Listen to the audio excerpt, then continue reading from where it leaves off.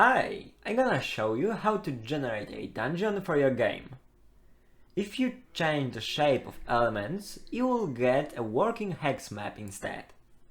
I assume that you understand a bit more than basics of Unity and C#, so I will skip boring parts.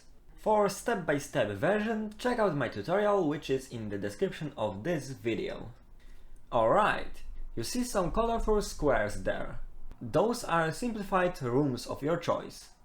All is left to do is to change a prefab. First, we spawn rooms in one direction and connect them. You see, there is a directions enum and there is offsets array of vector2 type. They match. Now we can pick a direction, find its offset and add the offset to the position of the last element. To make connections, we cast a ray. It's as long as the distance between two rooms. If we find something, we open a connection. Every connection is a struct describing state, active or not, direction, sprite of a door, and a pointer to another room. Every room has an array of those structs. Based on that, we tell if there is a neighbor and access them. Okay, now we have rooms and connections, so we can randomize them. It is as simple as picking a random number between 0 and 4. A square room has up to 4 neighbors. That's our new direction and we use it as before.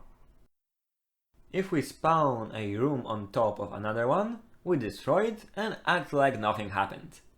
We move to a new position and spawn a room in a random direction again.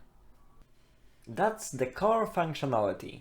If you want a bigger room, use neighbors to find rooms to destroy, place a new one on top of them, and update connections for the dungeon. Another cool feature is pathfinding, which is complex, but I explained it in the step-by-step tutorial.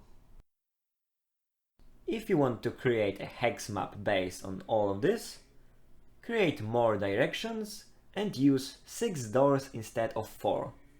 The rest stays untouched. If you want to use my code, you can find it on GitHub. The link is in the description. Have a good day and see you soon!